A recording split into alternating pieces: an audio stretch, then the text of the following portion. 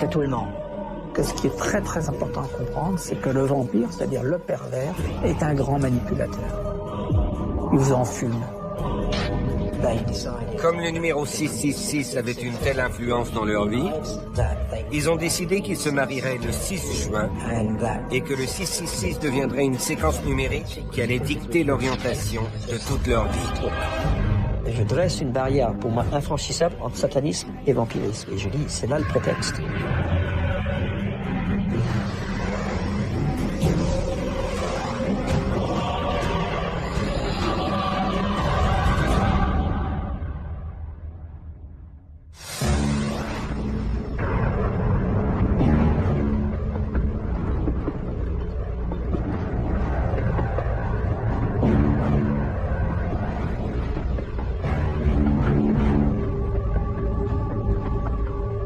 Le 9 juillet 2001, le corps de Frank Hackert, un jeune Allemand de 33 ans, est transporté à la morgue de Bochum.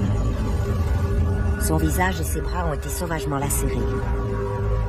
Le pathologiste a dénombré sur son cadavre pas moins de 66 coups de couteau, ainsi qu'un pentagramme gravé sur sa poitrine.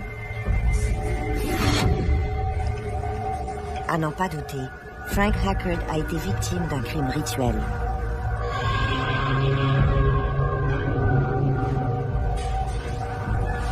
Son corps a été découvert dans l'appartement déserté de Daniel et Manuela Ruda, un couple marié depuis à peine un mois et amateur de vampirisme. Après que la police fut entrée dans l'appartement où le crime s'est produit, l'un des officiers l'a décrit comme la grotte de Lucifer. Ils y ont trouvé des crânes avec des ossements à l'intérieur, le couteau qui avait servi à poignarder la victime, le marteau qui avait servi à la frapper, et le scalpel avec lequel ils avaient tracé le pentagramme sur sa poitrine était planté dans son estomac. Ce n'est pas un cas où la police a dû chercher des indices, tout était là.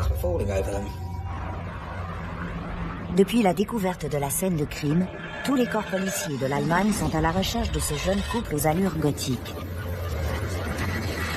Mais en ce début du second millénaire, 650 000 jeunes, soit 5% de la jeunesse allemande âgée entre 12 et 25 ans, s'habillent de noir et se sont joints à la mouvance gothique. Le mouvement gothique allemand va se développer un peu à l'ombre du mouvement gothique qui s'est développé dans les pays scandinaves. Au tout début des années 80, il va y avoir une sorte de mixage entre le style gothique, le satanisme, le thrash metal et les mouvements d'extrême droite qui vont se développer dans les pays scandinaves.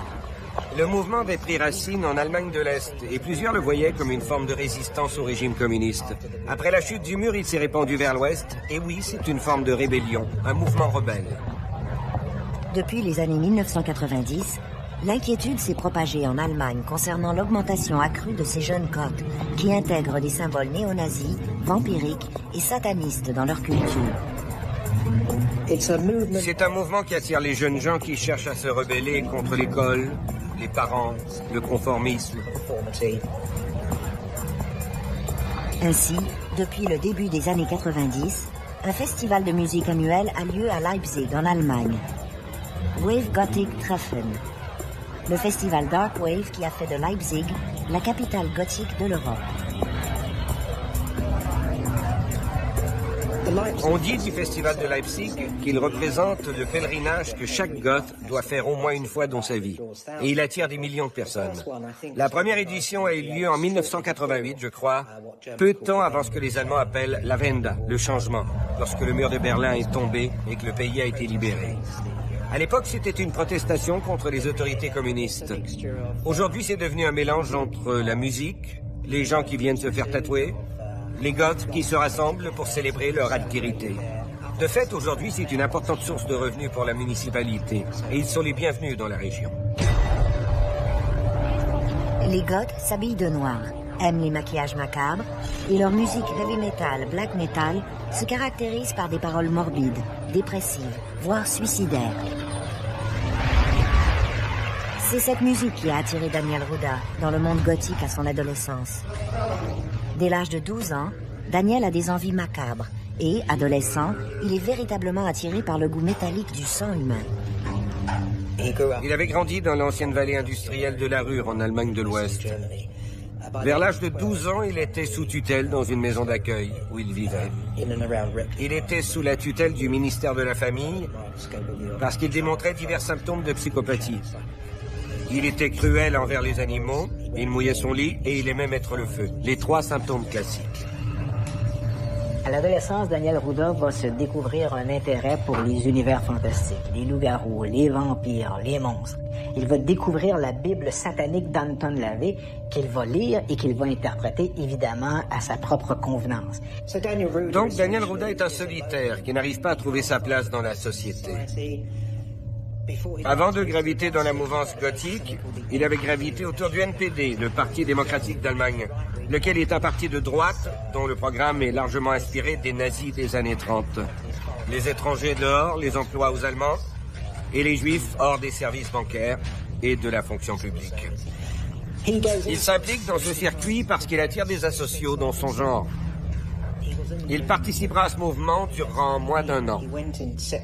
En septembre 1998, il va à Rostock pour un ralliement et il quitte peu après. C'est donc à son départ du NPD qu'il se met à graviter autour du mouvement gothique. C'est quelqu'un qui semble avoir eu un parcours qui était déjà orienté vers la marginalité, vers un peu l'agressivité aussi. Sa espèce d'évolution s'est faite vers le gothisme, mais dans une forme de gothisme très extrême, où il y a du sadisme qui est mêlé à ça manifestement, et du vampirisme. Et tout ça semble une espèce de prétexte pour pouvoir exprimer de la colère qui est à l'intérieur de lui. Et on voit le parcours se dessiner depuis très longtemps. Une partie de la recherche de Ruda, si l'on peut appliquer ce terme à ce genre d'esprit, l'a mené chez les gothiques, où il est devenu membre d'un groupe, The Blood-Sucking Freaks, dont l'unique exploit aurait été la vitesse avec laquelle il est disparu de la scène musicale. Il a été avec eux durant moins de 3 mois, à titre de chanteur, mais le groupe lui-même s'est dissous, sans raison. C'était essentiellement une bande de paumés, et lui n'était qu'un paumé parmi d'autres. Pendant cette période, Daniel entre en communication avec Satan. Du moins, il le croit. Est-ce que c'est une question de pouvoir que de se croire directement lié à Satan? Il y a comme 2 hypothèses. Dans ce cas-ci, c'est assez grandiose, dans le sens qu'on prend un individu qui est en marge de la société, qui réussit pas beaucoup, et qui tout d'un coup devient extrêmement important, devient extrêmement, carrément grandiose grâce à ce délire-là. Il vivait dans un monde imaginaire, mais il croyait en ses fantasmes. Il croyait vraiment que Satan communiquait avec lui et qu'il l'avait choisi pour une mission spéciale. D'avoir des hallucinations, on est dans la psychose, on n'est plus dans la réalité. C'est quelque chose qui n'est pas là. Les vraies hallucinations, on les perçoit dans nos oreilles comme si quelqu'un nous parlait de l'extérieur. Les schizophrènes vont avoir des vraies hallucinations, au point où ils vont crier à travers les murs, planter des couteaux dans les murs, ou encore vouloir s'arracher une dent parce qu'ils sont convaincus que le son vient de là.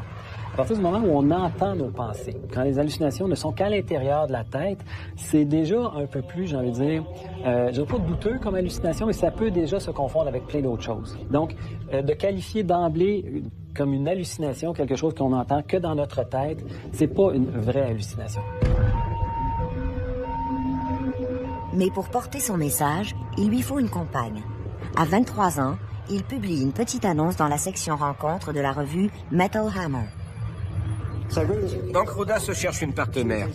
Et pour la trouver, il utilise le forum d'un magazine, Metal Hammer, je crois. Un magazine gothique et heavy metal. Il écrit qu'il veut traverser la vie avec quelqu'un qui partage ses fantasmes. Ce message sera lu et reçu chaleureusement par Manuela Bartels.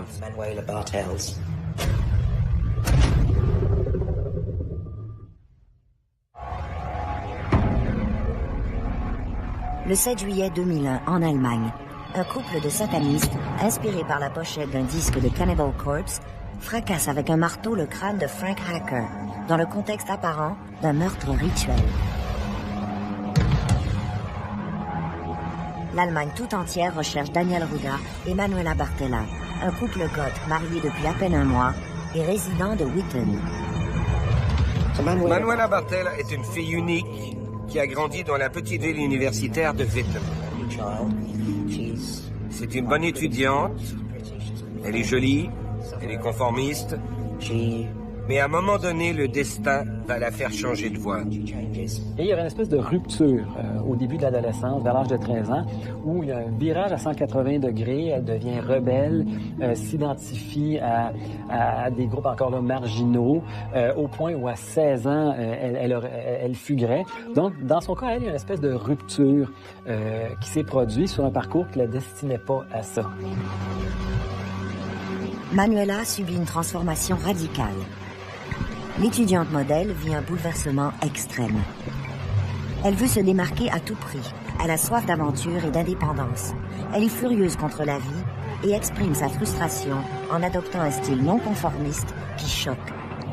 Elle adopte un style goth et s'exile. Si bien qu'à 16 ans, elle fait son baluchon et elle va quitter, elle va fuguer en fait de chez elle. Elle va gagner d'abord la ville de Hanovre en Allemagne et puis ensuite elle va se rendre en Angleterre. À Londres, c'est d'abord le choc. Le monde est étrange pour la jeune Allemande. L'animation des rues exacerbe le désir ardent de rébellion de Manuela. Elle doit se reconstruire un monde, et ce monde sera noir comme la nuit. Elle choisit l'Angleterre parce que la culture gothique y est florissante. Manuela se débrouillait bien en anglais à l'école et elle se dit qu'elle pourra facilement se trouver un travail. Ce qui n'est pas faux.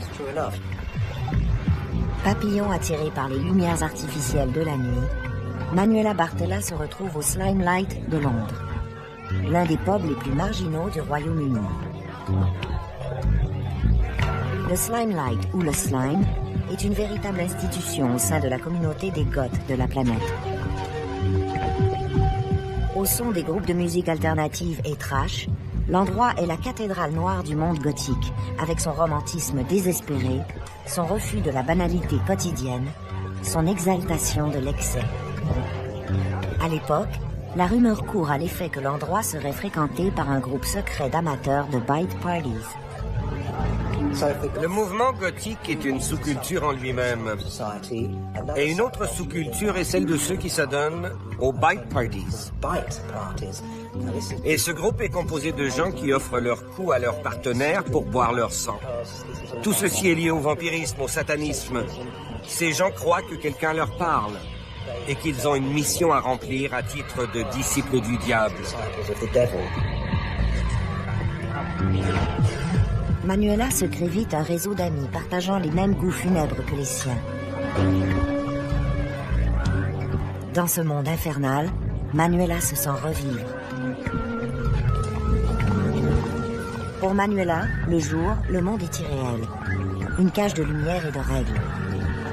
Elle attend donc le retour de la nuit dans les endroits les plus gothiques de Londres. Camden Lock est un marché aux puces chaotique au cœur de la ville. Manuela est maintenant là où s'est propagée la contre-culture gothique, inspirée par le cinéma expressionniste allemand des années 1930. Le noir exprime le deuil, le passage vers le monde des morts. Et Manuela s'identifie à cette mélancolie perpétuelle et à cette recherche d'un romantisme absolu sans compromis. Camden Lock est un haut lieu de la culture gothique et la place attire les adeptes de l'underground de toute tendance.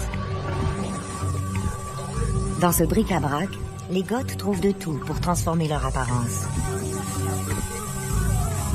Dans la culture gothique, le corps n'est qu'une toile pour exprimer sa personnalité. Une œuvre d'art en constante mutation. Pour Manuela, tout doit être recomposé. La coiffure, le maquillage, les bijoux macabres et les tatouages. Elle vit donc sa rébellion en devenant gothique. Elle aime cette mode, elle se teint les cheveux en noir, elle porte des piercings, elle adopte la musique et tout ce qui s'ensuit.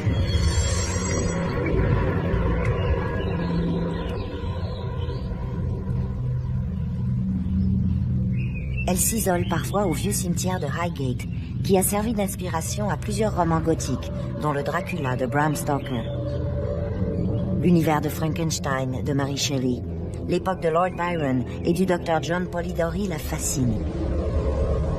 Les tombes, les cadavres sous la terre, muets à jamais, les cryptes, Tout cela devient son monde, son refuge. Après tout, chez elle, en Allemagne, les Goths sont connus sous le nom de Gruftis, qui signifie crypte.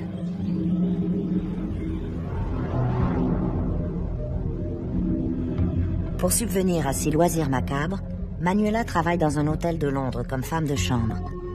Puis l'hôtel ferme ses portes pour la saison d'hiver.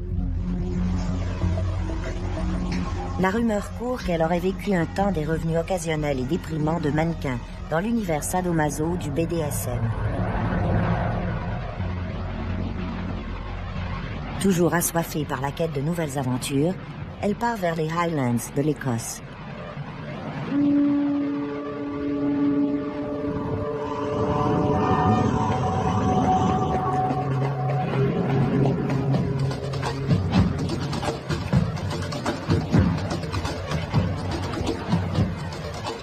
Édimbourg est reconnu pour ses spectaculaires festivals celtiques, ses fêtes païennes de la Samhain et Beltane, où des jeunes venus du monde entier renouent avec d'anciens rites, d'anciennes croyances, d'anciens démons.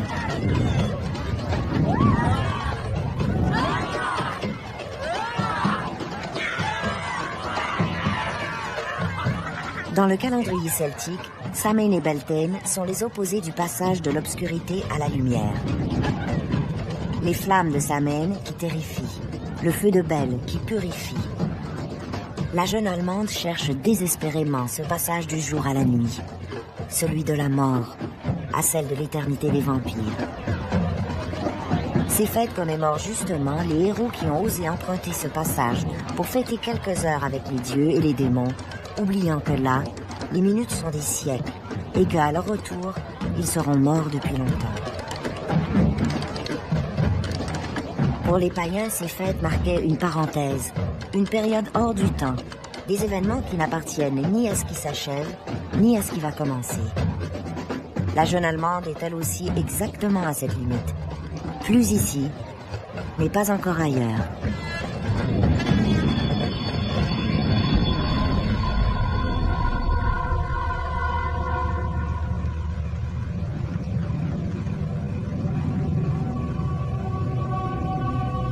En 1996, Édimbourg est reconnu pour abriter une communauté marginale gothique secrète.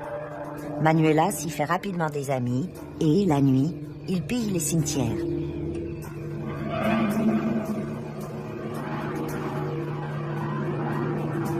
Greyfriars, le plus vieux cimetière d'Édimbourg, attire particulièrement ses vampires amateurs, à la recherche d'amulettes et des chairs décomposées des tombes plus récentes.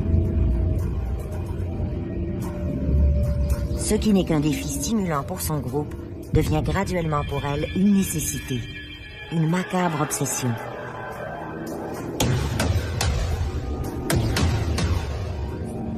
Manuela veut passer toute une nuit couchée sur une tombe. Ses compagnes, réticentes à la perspective de se faire arrêter, l'abandonnent, la laissant seule sur une dalle froide d'un lit funèbre séculaire. Manuela aimait vraiment flâner dans les cimetières. Un jour, elle a trouvé une tombe qui émergeait du sol et dont le couvercle était légèrement entrouvert. Elle a passé les 10 heures suivantes couchée sur la tombe d'un homme décédé à l'époque victorienne.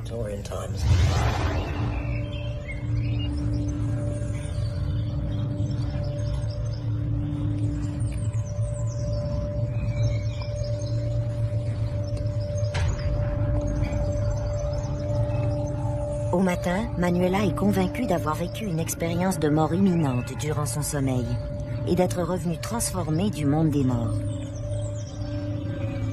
Elle s'éveille dans un nouveau monde, un univers de ténèbres où elle est enfin libérée de tous ces gens qu'elle déteste.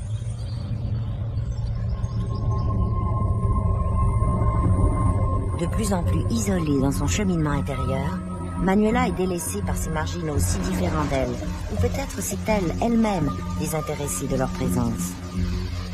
Encore une fois rejetée et sans argent, elle vagabonde un temps dans les rues d'Édimbourg. C'est à ce moment-là qu'elle va entendre parler, alors qu'elle cherche, elle a perdu son emploi, elle cherche de nouveaux emplois, qu'on va lui parler qu'on cherche une femme de chambre dans un hôtel de Killikens qui se trouve sur l'île de Skye. Elle répond finalement à une offre d'emploi dans une auberge de l'île de Skye, sur la côte septentrionale de l'Écosse.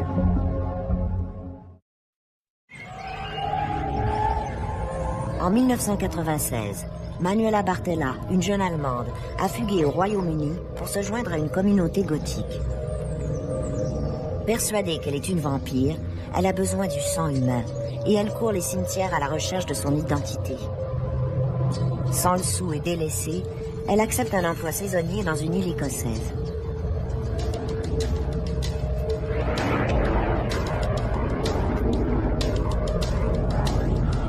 Les touristes qui traversent le nouveau pont qui relie l'île de Skye à l'Écosse débarquent au paradis, pour la plupart. En fuyant la civilisation et le monde qu'elle déteste, c'est plutôt un bagage de rage exalté que la jeune Allemande emporte avec elle dans cette île mythique.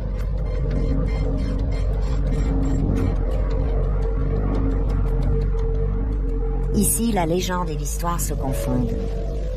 Dans ces paysages de fin du monde, Celtes, tribus pictes et vikings se sont fait la guerre. Païens et premiers chrétiens se sont disputés le partage des âmes. À l'île de Skye, Manuela marche sur les traces de Scathach Waned, une redoutable et féroce magicienne, experte dans l'art de la guerre et du sexe, et qui aurait fait de cette île son domaine. Et cette île va bientôt être le théâtre d'une rencontre déterminante pour Manuela. Mais pour l'heure, à l'auberge où elle travaille le jour, elle est discrète. Personne ne la remarque vraiment. Aussi invisible qu'un vampire dans un miroir, Manuela ne se mêle pas aux insulaires.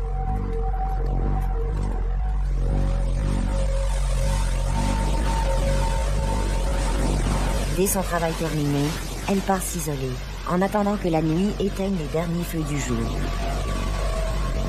Définitivement, Manuela attend une réponse. L'ombre ou la lumière se jouera à pile ou face.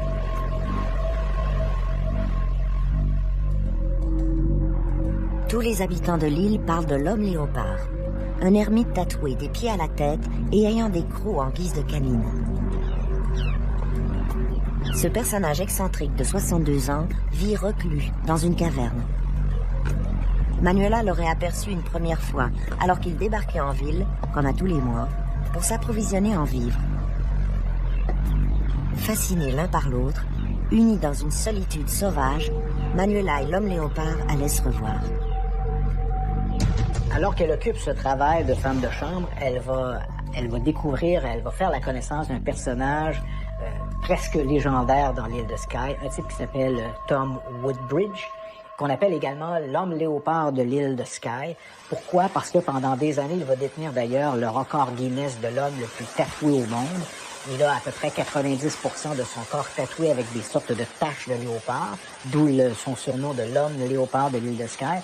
C'est un marginal, c'est un ermite qui vit dans le nord de l'île, mais évidemment, comme on ne peut pas toujours vivre en ostracisme de la société, donc une fois par mois, par exemple, cet individu doit se rendre pour aller acheter des provisions. Et c'est de cette manière que Manuela Bartella va faire sa connaissance.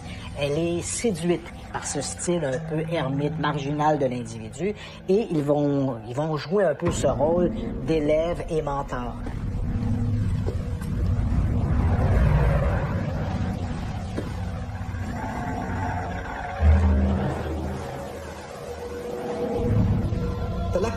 L'homme léopard de Skye aura une grande influence sur Manuela. Il témoignait de ce type de personnalité qu'elle croyait elle-même posséder. Elle aimait le fait qu'il se soit retiré de la société. Il vivait dans une caverne et elle y a passé plusieurs nuits avec lui. Par ses propos sur le diable, l'homme léopard ouvre par inadvertance l'une des portes de l'enfer à la jeune passionnée de vampirisme. Nous sommes face à une jeune femme qui essaie d'être différente et qui trouve un homme différent des autres.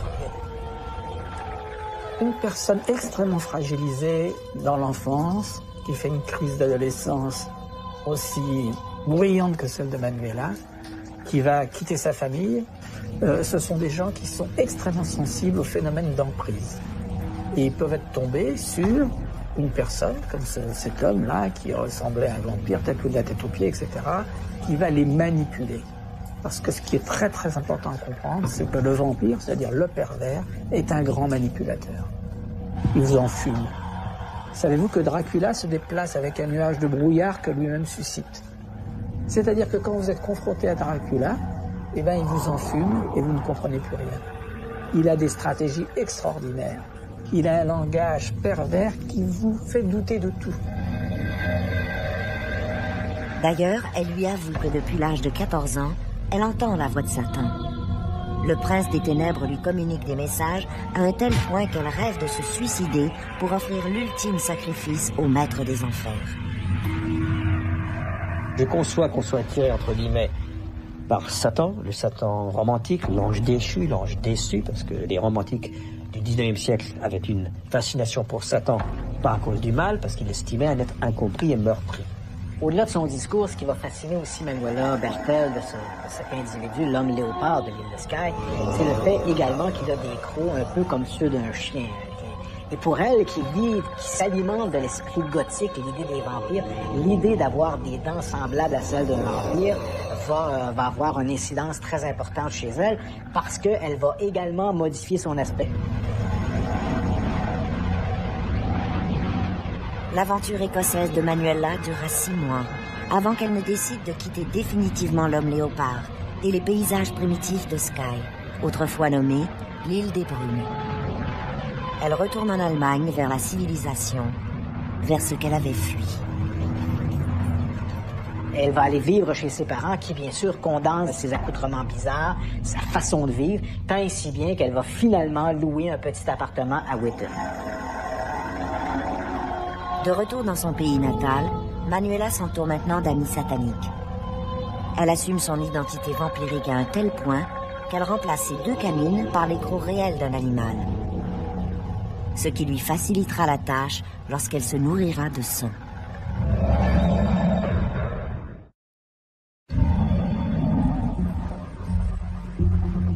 Après un séjour à Londres, Manuela Bartella a rejoint la communauté gothique de Édimbourg à la recherche de réponses sur son goût irrésistible du sang et son attrait des cimetières.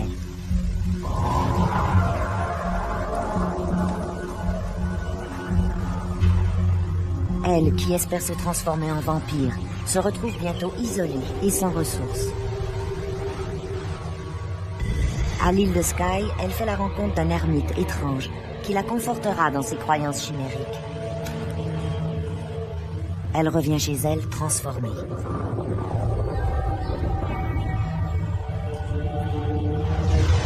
Puis, un matin de cette fin de millénaire, Manuela Bartella tombe sur une petite annonce dans une revue gothique signée par un certain Sundown.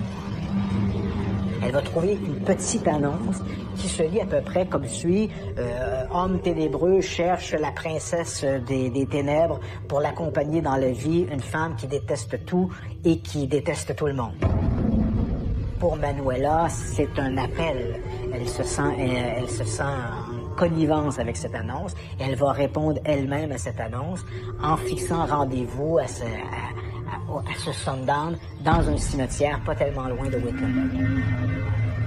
Sundown est le pseudonyme de Daniel Ruda et dès leur rencontre, ils deviendront inséparables.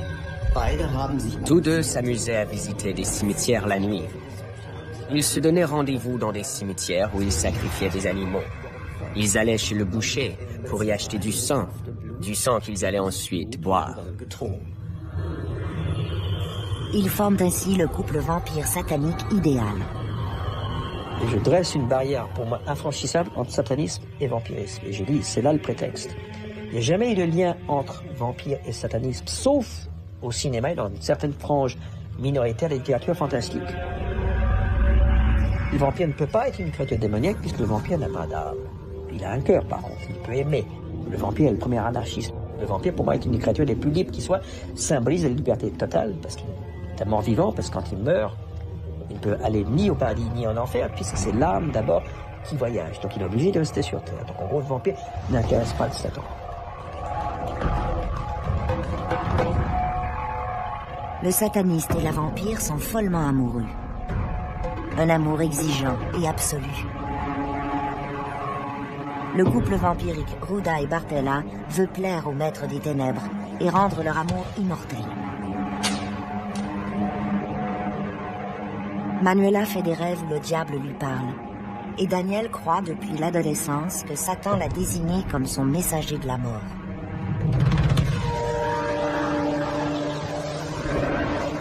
Une fois en couple, ils emménagent ensemble à Witten, dans un petit appartement qu'ils vont remplir de crânes, de pendentifs et d'images du diable, de manière à en faire leur sanctuaire personnel. C'est dans cet appartement que Daniel Ruda l'a demandé en mariage, après une cérémonie d'Halloween où Manuela avait fait le vœu de se consacrer à Satan. Pour compléter sa dévotion, elle signe de son propre sang un pacte à Satan lors d'une célébration de la Samhain, la nuit des morts du calendrier celtique, l'Halloween dans le calendrier chrétien. Mais cette idée de se marier est un peu contre leurs principes ou leurs croyances. Mais en même temps, il faut dire que l'idée du mariage précédait l'idée d'un pacte de suicide.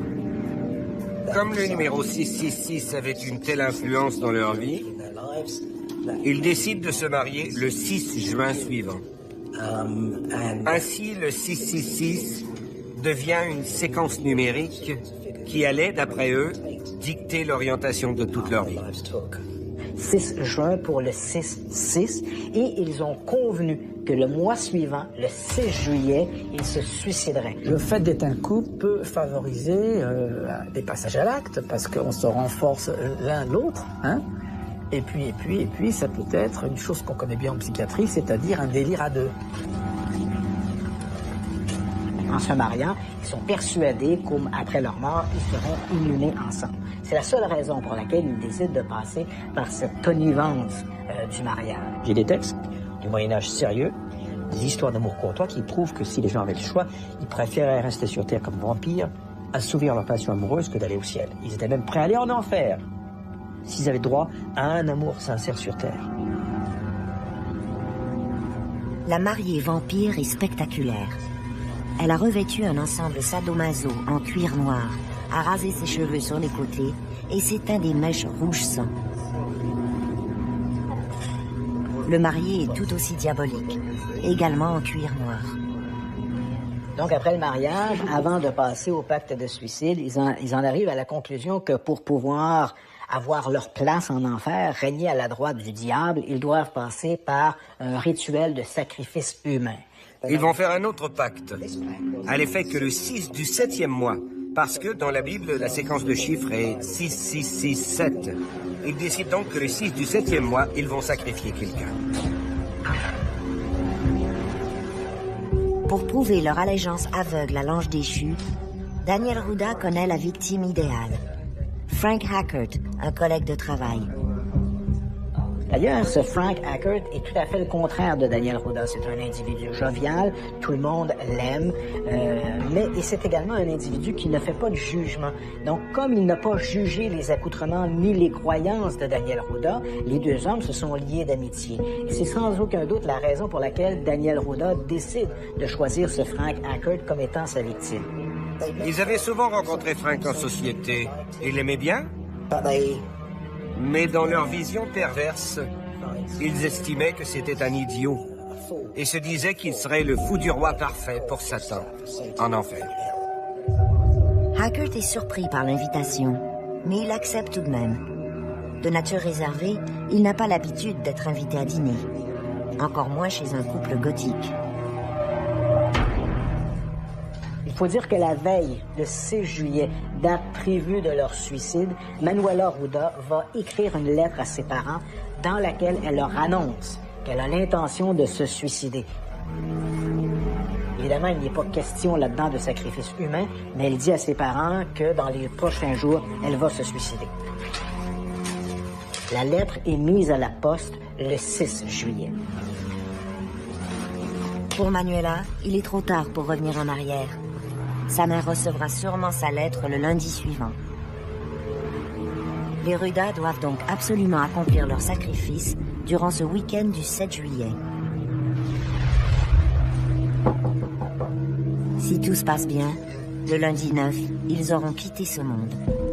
Les Ruda vont donc fixer rendez-vous à ce Frank Hackert. On est donc le 7 juillet. Ils lui fixent rendez-vous chez eux pour un souper. Et c'est durant ce souper qu'ils ont décidé de commettre ce crime, ce rituel de sacrifice humain qui va leur permettre de gagner l'enfer en passant par la grande porte.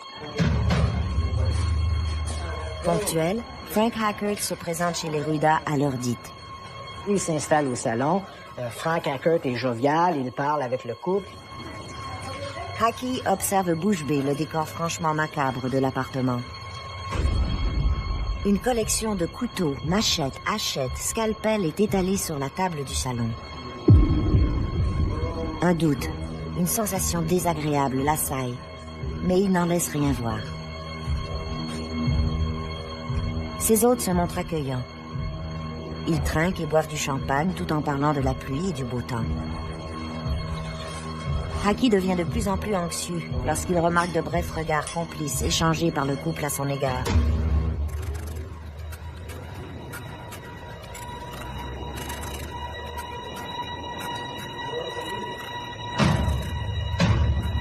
Croyant alléger l'ambiance, Manuela lui amène le tout nouvel album de Cannibal Corpses, intitulé Hammer Smashed Face, figure défoncée au marteau.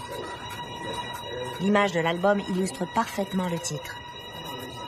Haki essaie de se calmer en pensant aux autres invités qui ne devraient pas tarder à arriver. Lorsque Frank Hackert arrive sur les lieux, il se demande pourquoi il n'y a personne d'autre. Mais ces deux autres n'ont nullement l'intention d'avoir d'autres invités, car ils comptent le tuer rapidement. Frank Hackert essaie de faire taire cette petite voix intérieure qui lui ordonne de fuir. Pourquoi avoir accepté cette invitation? Daniel trouve un prétexte pour quitter la pièce pendant quelques minutes, tandis que Manuela entretient la conversation. Nerveux, Haki se rassure en se répétant que ce couple est simplement excentrique. Frank Hackert n'aura pas le temps de s'inquiéter davantage. Un sursaut de panique futile tout au plus. Un instant de regret. Daniel Ruda va revenir avec une cape autour du cou et un marteau à la main, va se jeter sur Frank Hackert et va commencer à le frapper à la tête. À ce moment-là, Manuela Ruda entend une sorte de voix diabolique qui lui dit « poignarde-le ». Elle va tendre la main, il y a sur la table basse, juste à côté du divan, un couteau, elle le prend et elle va frapper Frank Hackert. Elle va le frapper en fait à 66 reprises, 6-6. On voit ici encore une fois cette constante des nombres. Épris d'une exaltation délirante, les Ruda continuent le carnage.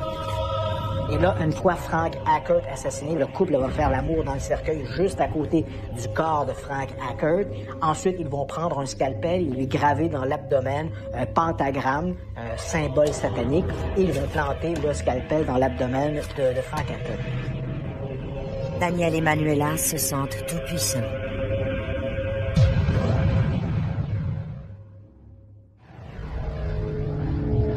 Le 7 juillet 2001, Daniel et Manuela Ruda offrent une victime à Satan.